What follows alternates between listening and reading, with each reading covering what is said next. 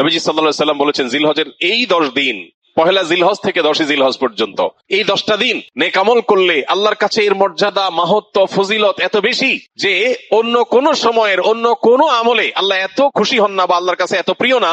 এই দশকের ভালো কাজ আল্লাহর কাছে যত বেশি প্রিয়। তাহলে ভাইরা আমার, এই দশকে নেক আমলের ব্যাপারে নবী সাল্লাল্লাহু আলাইহি ওয়াসাল্লাম এত বেশি গুরুত্ব আরোপ করেছেন, এত বেশি গুরুত্ব দিয়েছেন, আল্লাহ তাআলার কাছে সবচেয়ে বেশি প্রিয়। এই জন্য এই দশকে আমরা নেক আমল করার চেষ্টা করবো তো ইনশাআল্লাহ। এই দশক উপলক্ষে আমরা 10টি কাজ করব। নাম্বার 1, এই দশক উপলক্ষে সাধারণ যে নেকামল গুলো আছে, রুটিন যে ভালো কাজগুলো আছে, এগুলো বেশি বেশি করব। কারণ এই যে মাত্র যে হাদিসটা শুনলাম যে এই দশকের ভালো কাজ আল্লাহর কাছে সবচেয়ে বেশি প্রিয়, অতএব আল্লাহর কাছে যেহেতু সবচেয়ে বেশি প্রিয়, রমজানের পরে, রমজান তো মাস হিসাবে সবচেয়ে সেরা, দিন হিসাবে সবচেয়ে সেরা এই দশক, এই দশকের আমল যেহেতু আল্লাহর কাছে বেশি প্রিয়, অতএব এই দশকে যে কোনো ভালো কাজ, 5 ওয়াক্ত নামাজ পুরুষরা জামাতের সাথে তাকবীরুল্লাহর সাথে যতটা গুরুত্বের সাথে সম্ভব পড়বো, আর মহিলারা সময় মতো যথাসম্ভব উত্তম উপায়ে আমরা নামাজ পড়বো। এর বাইরে নফল নামাজগুলো পড়ার চেষ্টা করবো, ইশরাক তাহাজ্জুদের চেষ্টা করবো ইনশাআল্লাহ। যত নফল আমল করা যায়, ফরজ আমলগুলোর ইহতিমাম বা গুরুত্ব আরোপ করা যায় সেগুলো করবো। 1, নেক আমল করা বেশি বেশি, কোরআন তেলাওয়াত, জিকির, আজকার সবগুলো। নাম্বার 2, যত রকম গুনাহ এবং পাপের কাজ আছে এগুলো সারা বছরই নিষিদ্ধ, হারাম।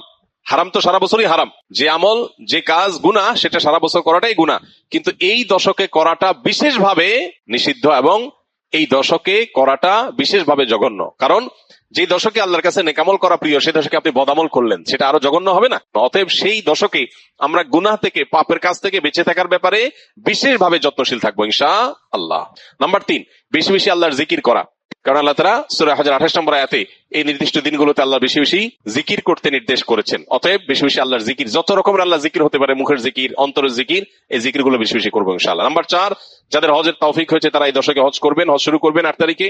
আর নাম্বার 5, যাদের কোরবানির তৌফিক আছে তারাও কোরবানি করবেন, কারণ মান ওয়াজাদা সাআতান লিআন ইউযাহিয়া ওয়া লাম ইউযাহি ফালা ইয়াকরাবান্না মুসাল্লানা। যার কোরবানি করার সামর্থ্য আছে অথচ কোরবানি করলো না, নবী সাল্লাল্লাহু আলাইহি ওয়াসাল্লাম সতর্ক করেছেন, হাদিসে সতর্ক বাণী এসেছে, সেজন্য মুসলমানদের ঈদগাহে না আসে।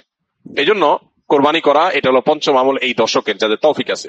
6 নম্বর আমল হলো, যারা কোরবানি করার সিদ্ধান্ত গ্রহণ করবেন তারা জিলহজের চাঁদ ওঠার পর থেকে নিয়ে ঈদের দিন কোরবানি করা পর্যন্ত এই সময়ের মধ্যে মাথার চুল, গোঁফ, হাত পায়ের নখ এবং শরীরের অবাঞ্ছিত পশম ইত্যাদি এগুলো কাটা থেকে বিরত থাকবেন এই 10 দিন।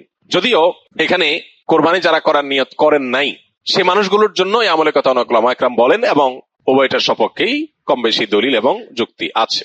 7 নম্বর আমল হলো বেশি বেশি তাকবীর, তাহমিদ, তাহলিল পড়া, যেটা মাত্র বললাম। উঠতে বসতে চলতে ফিরতে, বাজারে ঘাটে, ঘর বাড়িতে, সব জায়গাতে আল্লাহু আকবার, আল্লাহু আকবার, লা ইলাহা ইল্লাল্লাহ, আল্লাহু আকবার, আল্লাহু আকবার, ওয়ালিল্লাহিল হামদ বেশি বেশি উচ্চারণ করা।